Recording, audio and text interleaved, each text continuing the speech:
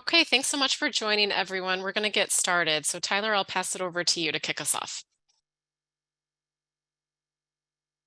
Hi, everyone. Good afternoon. Thank you, Jess. Thank you all so much for joining us today. We're thrilled that so many of you could join us today. If you're someone who's going through family court or dealing with family court issues right now and are seeking guidance and information, welcome. We're so glad that you're here. If you're a service provider or an advocate or just interested in learning about family law, welcome as well. My name is Tyler Levson. I'm a staff attorney and legal research advisor with Family Legal Care. I'm joined by my colleague, Jessica Stadmeyer, who's the Director of Legal Resources and Community Engagement. Later, she's going to introduce some more information about our organization, Family Legal Care, and what we do. We're partnering today with the Queens Vet Center. Jojo, if you wanted to introduce the Queens Vet Center, let you talk now. You want me to? Yes, sorry. Yes, how are you? I'm Jojo Chan. So I'm also a Navy combat veteran myself. Currently, I'm work as a veterans program outreach specialist at the Queens Veterans Center. I do want to give a little background about the Vet Centers. So the Vet Center were established by Congress in 1979 out of recognition that a significant numbers of Vietnam era veterans were still experiencing readjustment problems. So the program was initially only created for 2 years. So right now, it got extended all the way till a newer generation. Vet Center, it is part of the Department of Veterans Affairs, but we are not in a hospital setting. We are a non-medical setting located throughout the communities. You should able to find over 300 different locations throughout the United States. There should be one vet center throughout every borough. So, doesn't matter where you at, I can always connect you to the one nearby your locations. So what's our mission? Our mission for the Vet Center is to provide readjustment counseling service. So including different types of range of social and psychological services to eligible veterans, active duty members, reserve components, and also including family members, right? So this is the little backgrounds I wanted to make sure that you guys understand. Most of our staff are licensed mental health counselors. I'm not a clinician. Myself is a veterans outreach program specialist. So I'm more focused on providing resource or I'm kind of play the middle person, to help you connect it with the assistance that you guys needed. For example, if anybody looking for filing for claims, seeking for housing assistance, going back to schools, how to utilize VA home loans, how to find a job, yes, stuff like that. So I'm partnership with another community resources, and I can help to get you guys the assistance that you guys needed. So, but when it comes to the counseling part, there's one thing I wanted to mention before I'm telling you more details. Although the Vet Center is part of the VA program, we don't share the same systems. So we have a separate, unique systems to remain the confidentiality. So that means for those of you that enrolled with the VA healthcare, you can see mental counselors at the VA hospital. But what's the difference between you seeing the mental health at the hospital versus you seeing at the Vet Center? So one thing is I want you to know, especially for those still in the service or those that who have job with the law enforcement. I'm giving myself as an example. So I'm still in the Navy Reserve. My medical command, my medical department and my command has direct access to all my treatment records at the VA hospital. I don't have to give consent. They have direct access to them, right? But if I'm seeing my mental counseling at the vet centers, then nobody have access to it. The only time that they will find out that you seeing counseling at the vet center is you the one have to sign the release of consent. Okay, so I do want you guys to keep that in mind.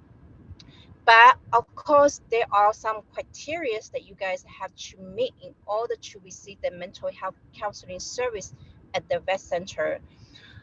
So some of the criteria is, I already mentioned some of them before, is like you have to be honorable discharge, right? You can still be on the active duty, or you can also still be in the reserve components. But some of the eligibilities that you have to meet is you either have to have served as combat zone, or if you have received expeditionary medals, or if you experience a military sexual trauma.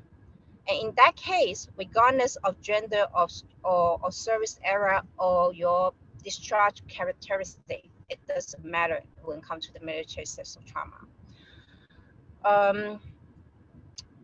And that eligibility also extended to the family member that who have this family member who served in the military and got killed in the line of duty, or they die from service related conditions. So the family member also eligible to receive some bereavement counseling from the vet centers. But another time we focus on providing counseling individually and group.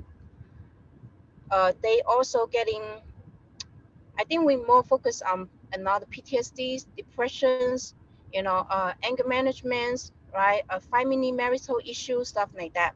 So, welcome to reach out to the vet centers, because there's another questions, another service that you can get from the vet center than you dial those 800 numbers and get running around. So just wanted to let you know that it's community based, that it's easier to access for service. And what else? I think that's pretty much from my end. I will be standing by if you guys have any questions. Oh, I'm sorry. One more thing to add to it. So right now, Queens Vet Center location is at the address showing on this PowerPoint, 75-10B 91st Avenue. But we are in the progress of moving to a new location, and our new location will be in the Ridgewood area. Once we set up our official moving date, I will also send invitations, so you guys can come visit in person and check it out and see what's the difference between the vet centers and the hospitals. And that will be end of my presentation for the vet center. Thank you. Thank you, Jojo, and thank you so much for partnering with us to give this presentation about child support for veterans. We really appreciate the collaboration. So for our presentation, just a couple of housekeeping things before we get started. We want this webinar to be somewhat interactive.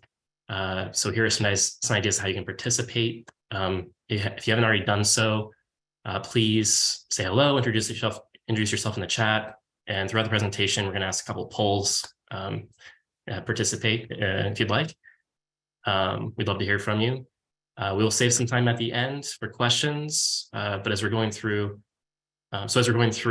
the presentation, feel free to submit any questions you have to the Q&A button via the Q&A button at the bottom.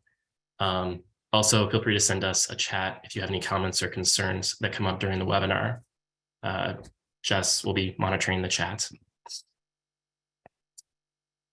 So the first poll, what brings you here today?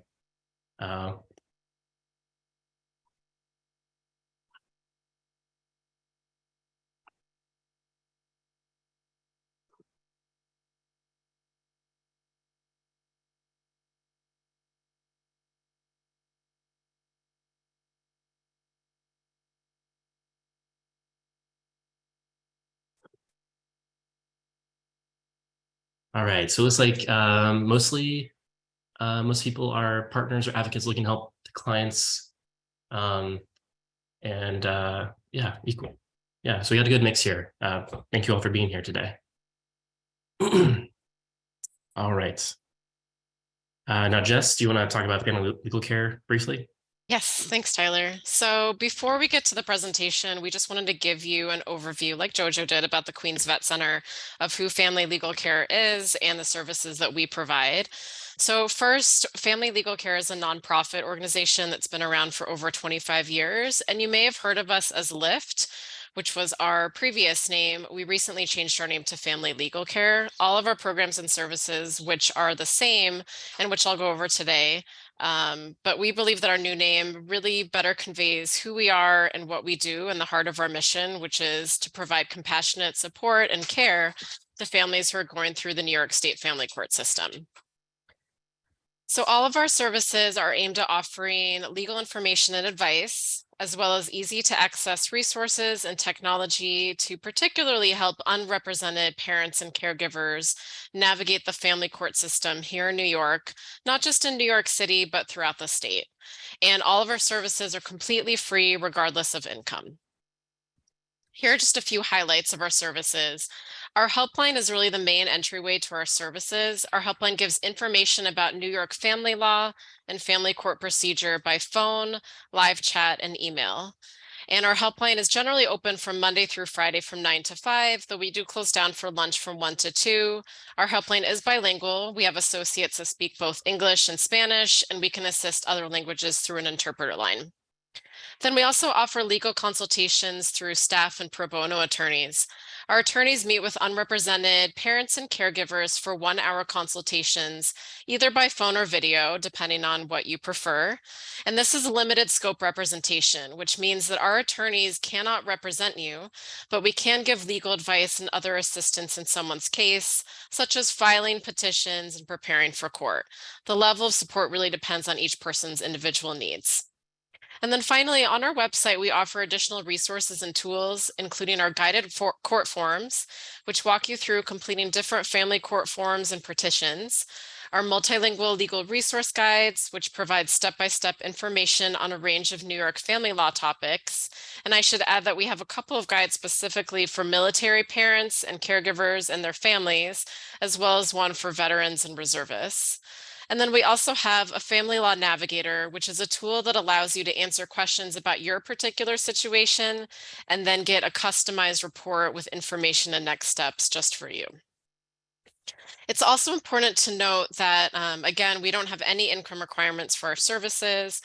Really, for a consultation, the only requirements are that a litigant or the person is not already represented by an attorney, that the case is one of the case types listed here, which is paternity or parentage, child support, custody and visitation, and we also help with guardianship as well, and that the case is in New York Family Court.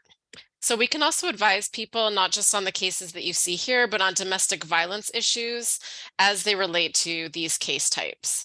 So we don't provide advice solely on orders of protection, for example, but if someone is dealing with domestic violence, we can give them advice about how that may impact their custody and visitation case, for example. We do not provide advice on abuse and neglect proceedings, nor on divorce, which is handled in Supreme Court. And the next slide I believe we have is just an overview again of the Vet Center. And so I'll just pass it back to you, Tyler, to take it away about child support and VA benefits. Great, thank you, Jess. Okay, so turning to the main topic at hand, child support for veterans. So generally, child support is going to operate the same way for veterans as it does for everyone else. However, there are a few areas in the law where there are more protections or there's some unique issues that relate to veterans. Also, child support issues are a top unmet civil legal need for veterans. So that's why we are wanting to present on this information to veterans and those that advocate for them. So overview what we're going to cover. I'm going to start briefly talking about the state of family court right now, and then talking about child support, specifically modification, enforcement, and then how military retirement, veteran benefits play a part in child support. And then we'll present a few resources to you all that might be helpful in addressing child support issues. So first, family courts. Family courts across New York State, they adjusted their operations during the pandemic. Largely, it's my understanding that most of the upstate courts have gone back to normal. There might still be some virtual proceedings, I'm not sure. Most of the cases that we help in are in New York City. So for example, in New York City, as of today, many hearings are still virtual, aside from things like trials. Also certain case types are more likely going to be in person, but a lot of cases that we deal with, child support, custody visitation, those are still virtual in large part, or sorry, yeah, still virtual in large part. Always check with the court. If you have questions or your court papers, they should tell you if the hearing is going to be virtual or in person. In New York City, you can still use EDDS to submit documents electronically. The court in Manhattan and in Richmond County have introduced NYSIF, which is an e-filing tool. I heard mixed things on how beneficial it is relative to EDDS, but it is another electronic option. You can also go in person and file documents as well. You can find more information about family court forms, like what to file, as well as instructions on how to use EDS on our website.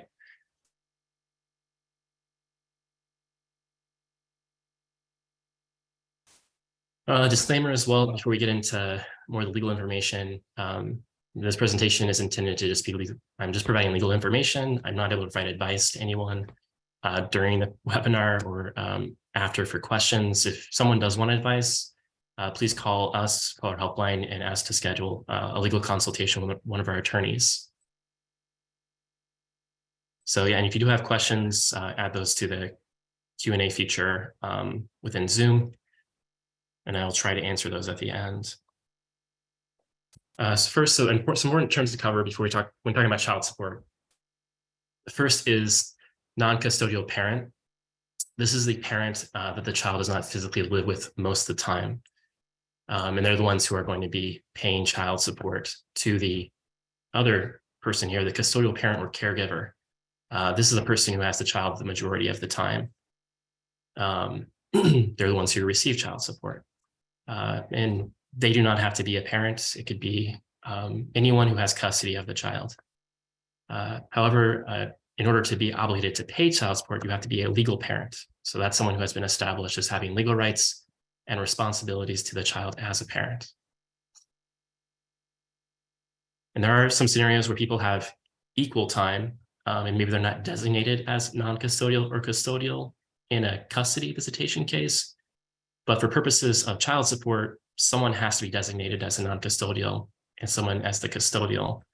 And if it's a 50-50 schedule, typically what will happen is that the higher earning parent will be designated as a non-custodial parent and pay child support. So what is child support? Child support is the financial support, as I mentioned, provided by the non-custodial parent to the custodial parent or caregiver. It includes things like food, shelter, clothing that the custodial parent is paying from their income. But it also includes health insurance, healthcare expenses, possibly childcare and education expenses. It can include other types of expenses too, if the parents agree to pay for those things. The non-custodial parent will pay the child support to the other parent directly, or they can pay it through the child support office. Or if the custodial caregiver is receiving public assistance for the child or children, the child support that the non-custodial parent is paying would go to the Department of Social Services. So the office providing the public assistance. There could still be an amount that would go directly to the custodial caregiver, but the majority of it's going to go to DSS if that person's receiving public assistance.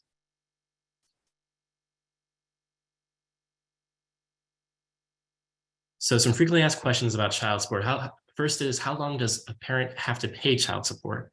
In New York State, child support typically lasts until the child turns 21. This can be shorter or longer, possibly. It could be shorter if the child emancipates before turning 21.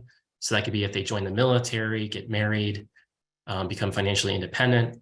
It could be, it could be before 21 or longer than 21 by agreement. Sometimes people agree to child support going until the child finishes college, or a recent change in the law that child support could go until the child turns 26 if they have some sort of developmental disability.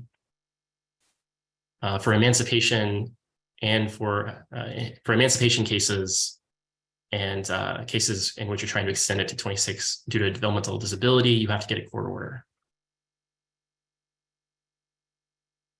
How long does a child support case take? It really does vary. During the pandemic, they weren't really they weren't accepting any new cases. And so there's quite a backlog in child support cases in family courts. And we're still seeing some of that, especially because it's been hard for the court to hire support magistrates and keep them. So it can take several months generally, but some of the cases I've been seeing has been taking a couple of years. And then people will ask, can I get a court-appointed attorney to represent me in a child support case? Unfortunately, there is no right to a court-appointed attorney in a child support case unless you are, unless it's a willfulness case in which the non-custodial parent is possibly facing jail time up to 6 months for failing to pay child support, basically intentionally. They could pay, but they refuse to pay. So in those cases, because you have this liberty interest at stake, the court has to appoint you an attorney if you can't afford one. Just briefly about the process of a child support case. So initially, a petition is going to be filed. That's true if you're trying to establish an initial order, to modify or enforce an order. After it is filed, the court will issue summons to the petitioner, the person who filed, and they will have to have the other party served by the technically 8 days before the return of process date, which is that second stage there. At that return of process date, the first hearing, the court's going to make sure that the respondent, the other party, has been served. The court's going to see if either party wants to hire an attorney or represent themselves. And they might, and they'll also inform the parties about what financial documents they have to provide. Sometimes they also enter a temporary child support order, but the court's a bit inconsistent with that. So after that, there'll be subsequent hearings, at least one, where the court will review evidence, hear testimony from the parties, address other issues. But then once all the evidence and testimony has been provided and the trial is over, the court will calculate child support and issue a final order of support. Some other terms to keep in mind, we talk about child support default order. This is an order that the court makes when the non-custodial parent doesn't show up to court after being served. So if the court has evidence, typically it's going to be an affidavit of service showing that the other party has been served, the non-custodial parent's been served. The court could enter a child support order without them being present. Second, garnishment. This is when wages are taken from someone's paycheck to pay child support. Typically, this is going to be an income withholding order that is issued by the child support office and sent to the non-custodial parent's employer.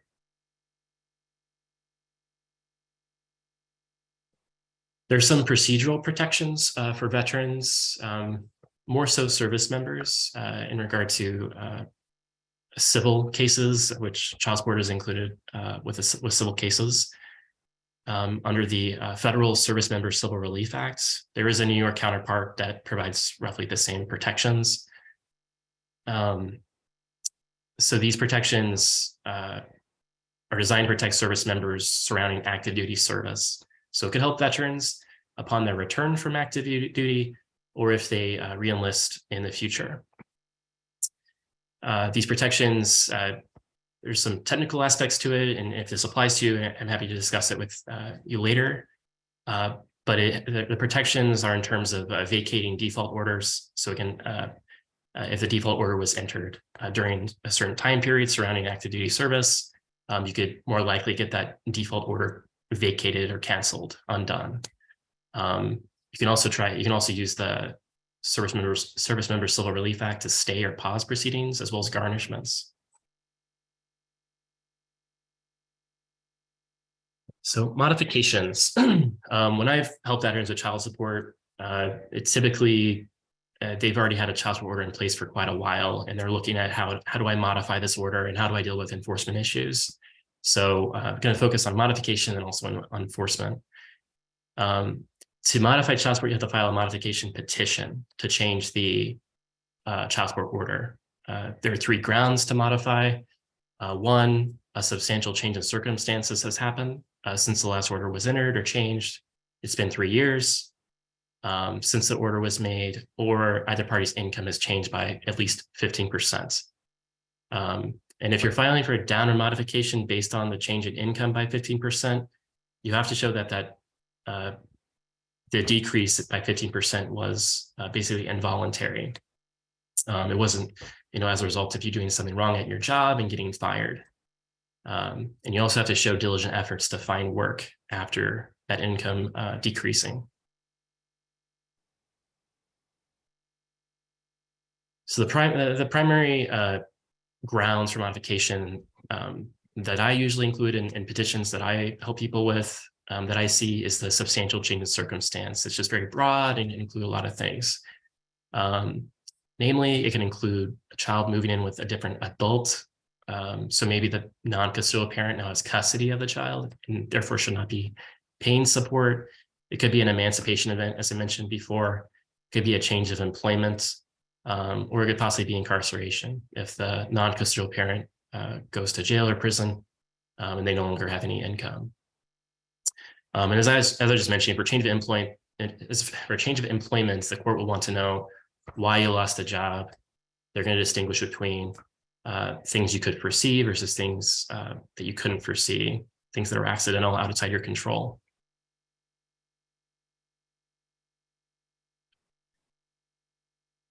So here's a poll to get you thinking about this. Question: which kind of change might the court modify an order for? So here's two case examples. First is Luis. Luis has been paying child support on time since the order started.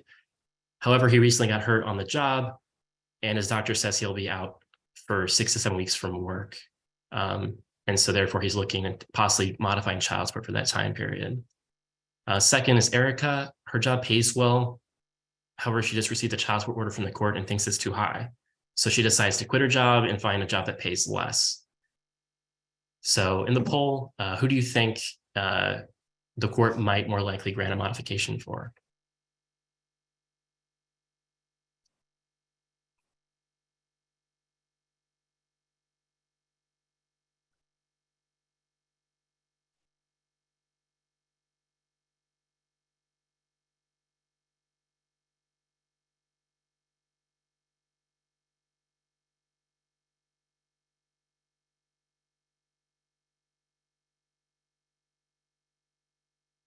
Okay, I see people adding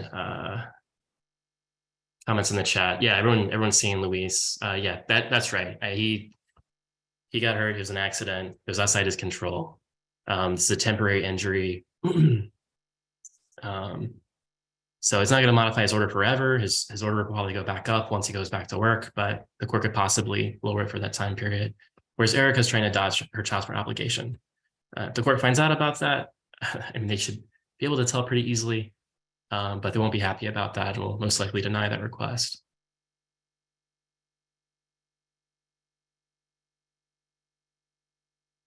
All right, so if the court says you've proven sufficient grounds to modify, what does the court do then? They look at recalculating the order. They're generally going to base the new order off the current income of the parents, but it's not necessarily the case. I'll talk about that in a little bit. There's an equation the court uses that's laid out in Family Court Act Section 413. It's the Child Support Standards Act, which basically the simplest way is it's a percentage of the non-custodial parent's income based on the number of children that the parents have. So for one child, it's 17%. 2 children, 25, 3 children, 29. And it goes up from there up to 5 children or more, which is 35%.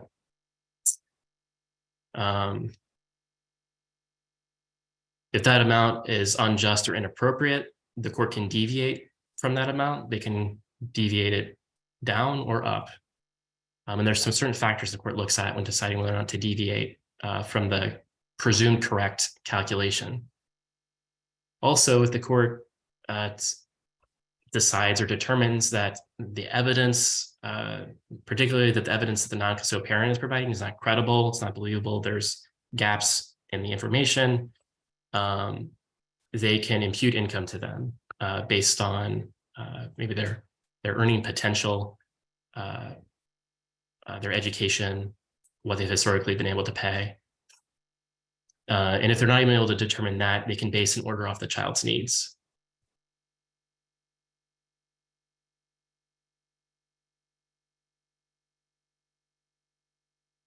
So when determining income for calculating child support, as I mentioned before, veterans have specific types of income that other people don't. So for calculating child support, military pensions and retirement, as well as VA benefits, are considered income with calculating child support. So those get added into the calculation. How do you prove income? Here's some examples of evidence that are commonly used in child support cases. The ones on the left are actually required. There's something called compulsory disclosure in child support cases where the parties have to provide certain financial documents, or also could be consequences to them. The first is a financial disclosure affidavit, basically lists out your income and expenses, assets and liabilities. Then your most recent tax return and W-2 statement, and recent paychecks. The court's going to prioritize looking at tax returns and the W-2 statements when coming up with income. And then the ones on the right, those are common but more optional items of evidence: letters of employment, odd jobs diary, or job search diary.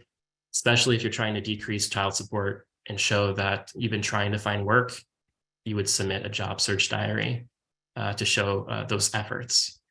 And there could be a VA disability benefits letter or a retiree account statement if you receive military retirement benefits.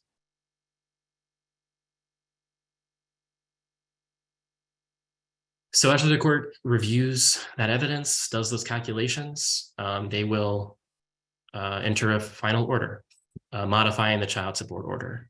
And that order, just like an initial order for child support, will be retroactive back to the date of filing. So with child support, it's always important to remember the importance of filing dates, because the court will typically only go back to the filing date. And with a modification order like this, you'll have a retroactive amount. So it'll be an amount basically that if you're a non-custodial parent, there'll be an amount that you're basically in arrears for, so unpaid child support.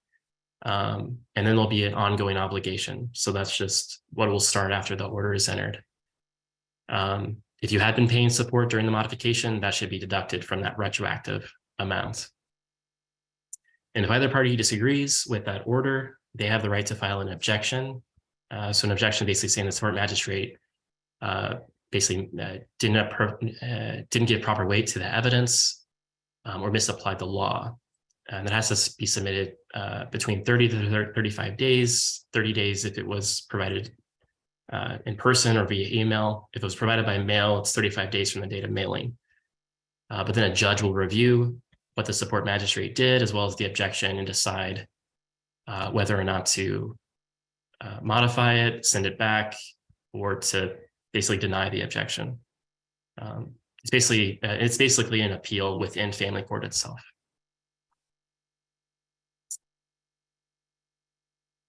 And again, very important, the court can generally modify back to the date that the petition was filed. So if you are the non-custodial parent, the longer you wait to file, the more your arrears are gonna build up, and those arrears the court isn't really going to be able to address typically. So you want to file as soon as you can. So another poll. Here, child support arrears go away when a child turns 21. True or false?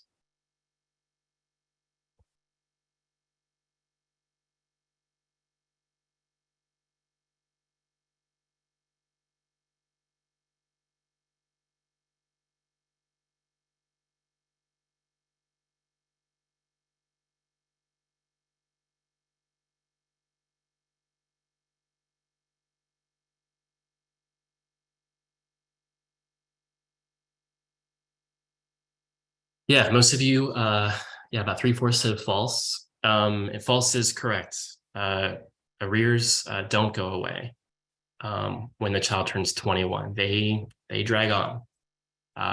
So again, emphasizing that it's really important to try to file the modification petition as soon as it's applicable to avoid those arrears accruing, because they will follow the non-custodial parent possibly for their whole lives. There is a statute of limitations, 20 years, but there has to be 20 years that go by without any sort of payments. And also it's an affirmative defense, which means you can't file to cancel your arrears. It would be if the custodial parent filed a violation, you could assert the 20-year statute of limitations as a defense, stating, yeah, even though I owe it, it's beyond the statute of limitations, so you can't collect it anymore. Through the court, through the child support office, I haven't seen them ever acknowledge any sort of statute of limitations. They continue to enforce as long as they can.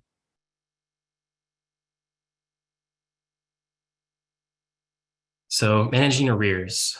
So this is like probably the most common issue in my office we help people with. New York City has a specific, benefits, which if any of the arrears are owed to the New York City Department of Social Services, they have some debt forgiveness programs for debt that's owed to the Department of Social Services there. And so that would be a public assistance case where the custodial parent was receiving public assistance. Therefore, the child support was owed to the government. And in New York City, the government could potentially forgive some of those arrears, which is great. Outside of New York City, I've not heard of any sort of similar programs. And so across the whole state, if any arrears are owed to the custodial caregiver, only they can forgive the arrears. It's owed to them, and they get to decide if they're going to forgive them or not. And that forgiveness would happen via a modification petition in court.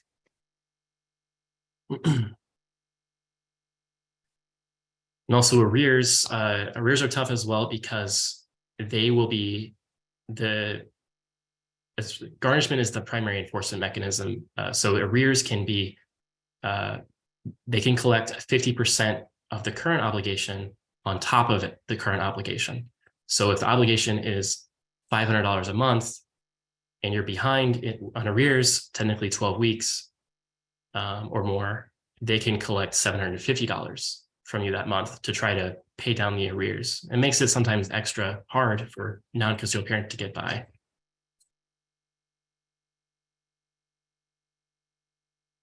So start talking about enforcement. Enforcement happens to make sure the child support gets paid. There's the state office, the New York State Division of Child Support Enforcement, and they have county-based child support offices called support collection units.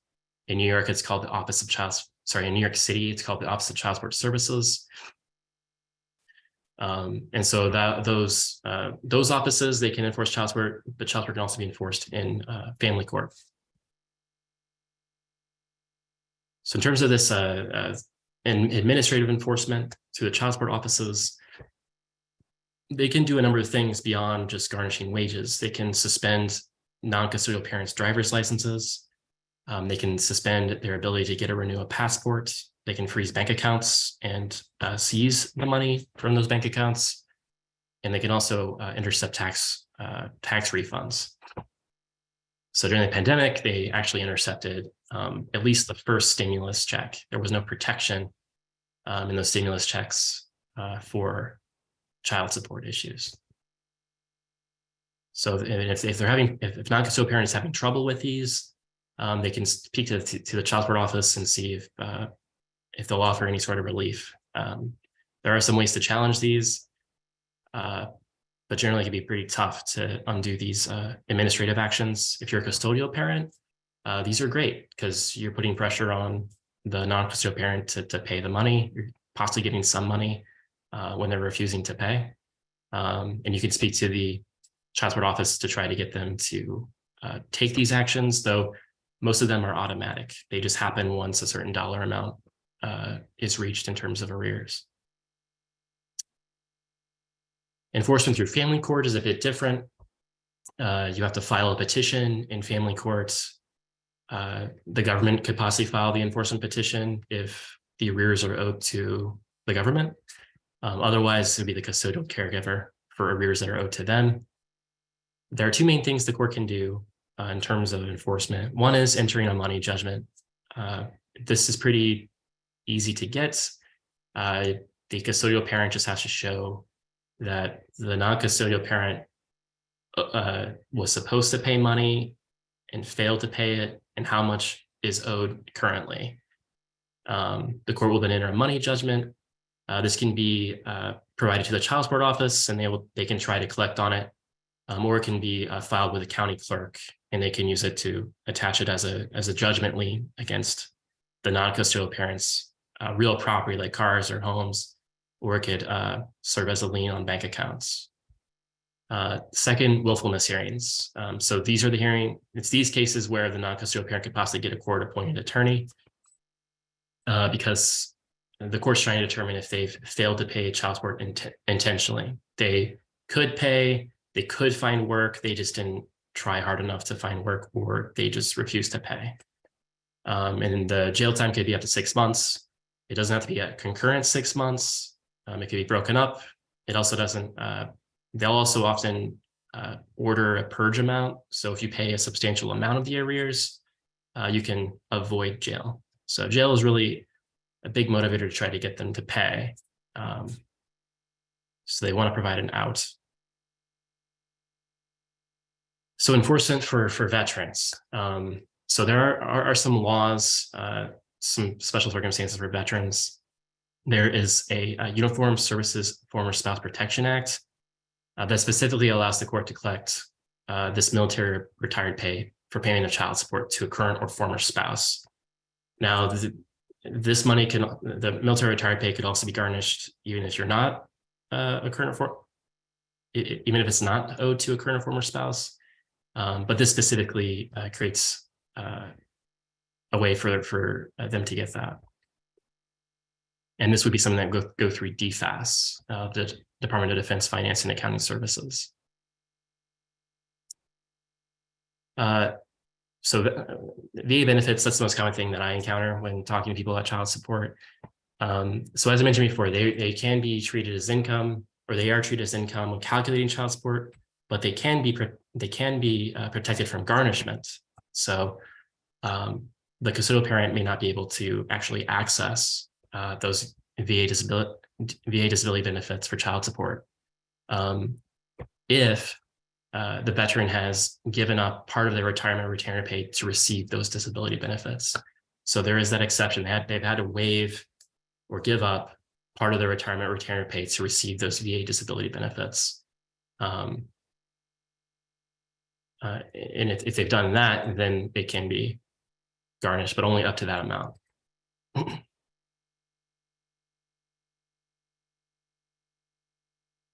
There is a separate process, though, for custodial caregiver, other people as well, to try to access the VA benefits and get some support from them. This is the process called apportionment. It's an administrative action, so that whoever was wanting the support files with the VA, asking them to send a portion of the VA benefits, the veterans benefits, to that called qualifying dependent. So an estranged spouse, dependent parent, or minor child could be entitled to support via this process. But the court, the VA balances things a bit differently. They don't want to put the veteran, they don't want to cause the veteran financial hardship in doing so. So they would balance that they don't follow any sort of calculation like they do in family courts.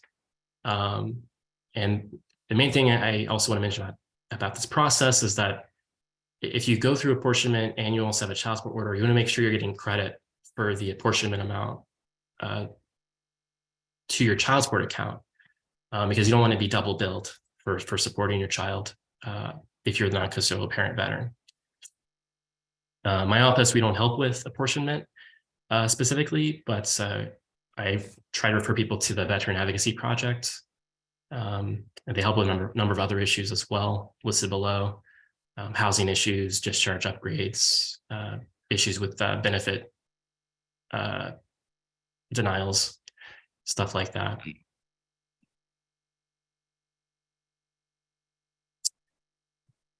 And then last, before we talk about resources, I just wanted to mention interstate child support. This is a common issue. People move after an order has been entered, or maybe they live in different states already. And so the court has to then determine maybe if it has jurisdiction or authority to decide child support or to do anything with child support. If there's already an order in place and someone has just moved, there is an interstate child support unit within each county's child support office that can assist with that issue. So typically it's going to be if you're a custodial parent and you're trying to enforce against a non-custodial parent who lives in another state. And they can coordinate with a similar office in that other state. Almost all states have adopted what's called a Uniform Interstate Family Support Act, which lays out the rules regarding how these interstate child support issues work out in courts. Generally, the state that entered the original order will keep jurisdiction unless both parties and the child have left that state. Once everyone's left that state, if you're the one filing, you have to file in the state of the other party, unless there's some reason that the state you're in has authority over that other party. And that's a bit confusing, but basically, there are some specific interstate issues that might come up in child support cases. And so if you have anything like that, happy to discuss. Also, just to know, certain laws of the state that issued the order will follow that order regardless of whatever state modifies or enforces the order. So for example, New York's emancipation date, so that it goes until 21, that will follow the order. Some people think, oh, if I go to another state where child support ends at 18, then I can get out of child support sooner, but that's not the case. And so now we'll discuss some resources for you all to be aware of. First, we've mentioned the Division of Child Support Enforcement. This is the administrative agency that handles child support in New York, where they have local offices in every county. They provide a number of services, primarily to custodial parents or caregivers, but they also can receive payments. You can get help challenging those administrative enforcement actions. They have certain forms for challenging them. They will help collect child supports. And here is some contact information for them as well. You can email them. They have a hotline, which I've heard mixed impressions on. It seems like it's sometimes better to go to a local office and speak to someone directly. Next is mediation. If you think that if you're dealing with a child support issue, you think the other party might be willing to sit down and talk with you to work out these issues, maybe agree to a downward modification, maybe agree to decrease arrears, maybe talking to a mediator would be beneficial. And if you work on an agreement, that could be submitted as part of a modification petition, and the court will typically sign off on that. Mediation is where both parties sit down with a neutral third party to facilitate an agreement. In New York City, there's the New York Legal Assistance Group that offers child support mediation, the Center for Mediation and Training, and also the Child Support Office they might have some mediation resources, but they, at least in New York City, they have some programs where a child support office worker will sit down with the parties and work out a modification agreement and help you submit that to the court. I haven't seen anyone actually use the service, but they promote it. It's out there. And then Jess, you want to talk about this part? Sure. So thanks, Tyler. That's the end of our webinar, and we're going to open it up for questions now. I see some questions have come in and through the Q&A and through the chat, but feel free to add any other ones that come up. And we also just wanted to give everyone a reminder of how you can get in touch with us, whether you have follow-up questions from today's webinar that we don't have a chance to get to, or if you need some support or assistance in your case, or if you know somebody who could use some support. So you can reach out to our helpline again. That number is 212-343-1122. You can also visit our website to access our live chat or our email helpline, or to access our other resources and tools. And then you can follow us on social media as well. And at the end of the questions, we'll share information on how you can give us feedback on today's presentation and also get a copy of the slides. All right, so Tyler, if you're ready, we do have some questions that I'm going to throw your way. So the first question is there a special process for child support for children who are part of domestic violence or human trafficking? Not that I'm aware of. I mean, there are the IDV courts in Supreme Courts. And so the IDV courts are a special court they deal with domestic violence cases. But to qualify, be eligible for that court, there has to be a criminal case as well as a family court or family law case. So if there was a criminal case and then there was also maybe a child support custody visitation issue or divorce, that could be handled by that specific court. Thank you. And how does the Unborn Child Support Act work?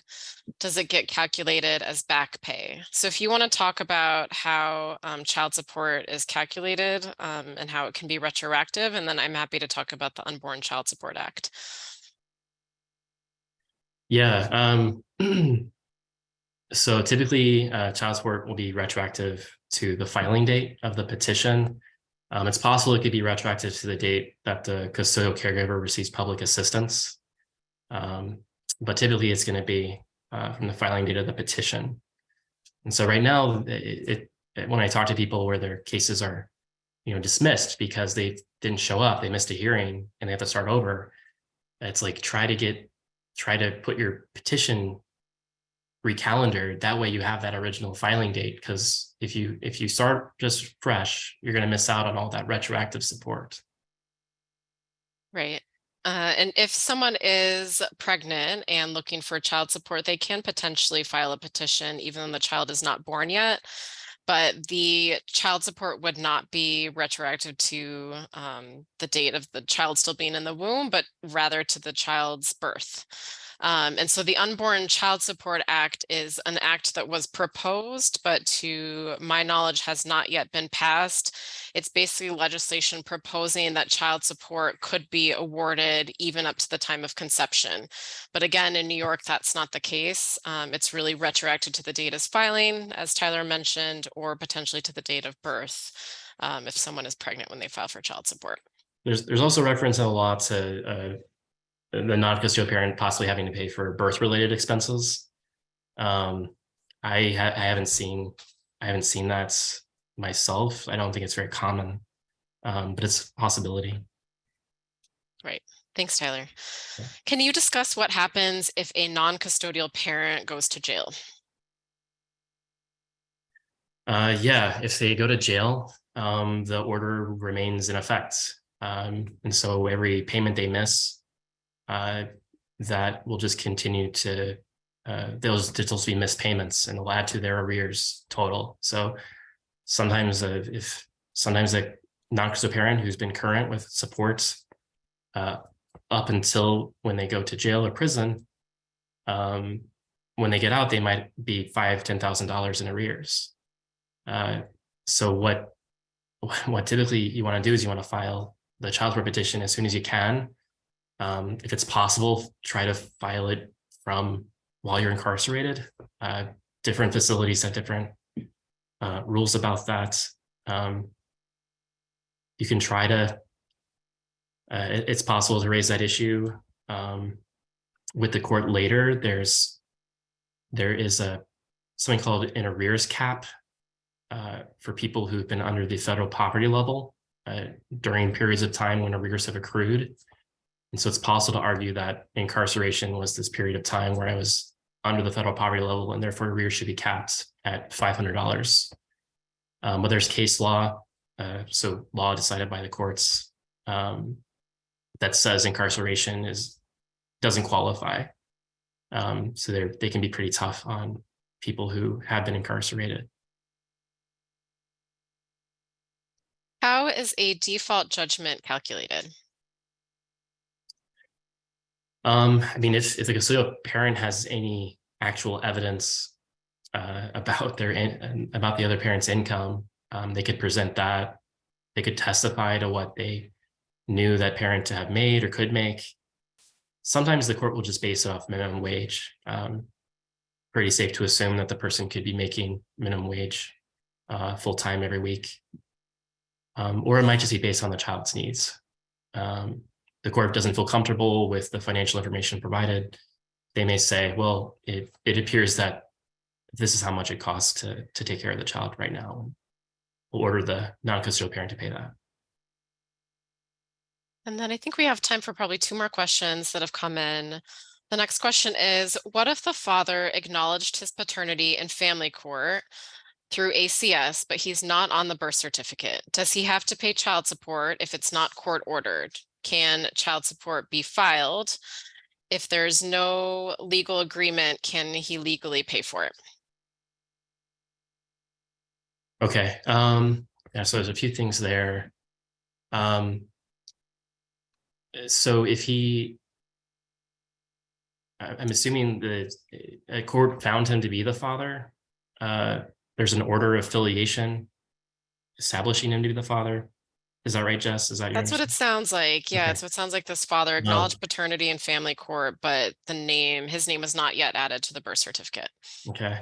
Yeah, this is like a weird part of the law. I don't personally get it, but birth certificate is proof of birth. It's not necessarily proof of paternity.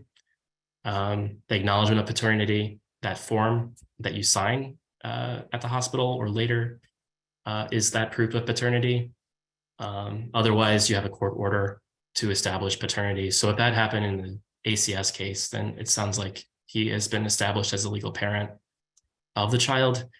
Just because you are the legal parent doesn't mean you have to pay anything. It's not until the court actually enters an order that makes you obligated to pay a set amount of child support. So sometimes people will start paying because they want to support their children, or maybe they're trying to, pay some to avoid the other parent from filing. Yeah. Thanks. And I think we have time for maybe just 20 more seconds of a question, and then we'll have to wrap up. How is it that the VA was able to apportion my benefits even when I wrote them a letter that they cannot garnish, but they did so anyway? So apportionment is different from child support or garnishment for child supports. So whereas your benefits might have been protected from garnishment for state child support, the apportionment process is a federal agency process, and those protections don't apply. They just look at making sure that they don't cause you undue hardship. Maybe it did cause you undue hardship. I'm not sure, but they don't have to follow that same basically garnishment protection. Okay, thanks so much, Tyler. So we're just going to wrap up.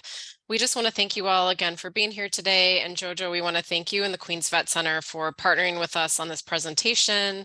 Tyler, if you want to go ahead and turn to the last slide, we would love to hear from you on how this presentation went, if there was any information that we didn't get to that you would like to see next time. And also, if you'd like a copy of our slides, I'm putting the information in the chat so you can reach out to us.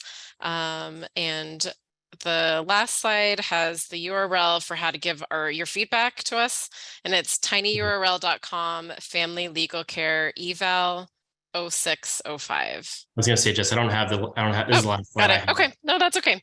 So I just Yeah. put it in the chat. So we would love to hear from you again. Thank you again so much. Jojo, is there anything else you wanted to say before we wrap up? Please feel free to reach out if you guys have any questions. Don't hesitate, because if you have any questions, you know, maybe 90% of the time the vet centers might able to answer your questions in regard to anything related to the VAs. Great. Okay. Thank you all And again. thank Oh, you for sorry. all those who attended today. Great. Thank you all so much. We hope you have a great rest of your day. Thank you all. Take care.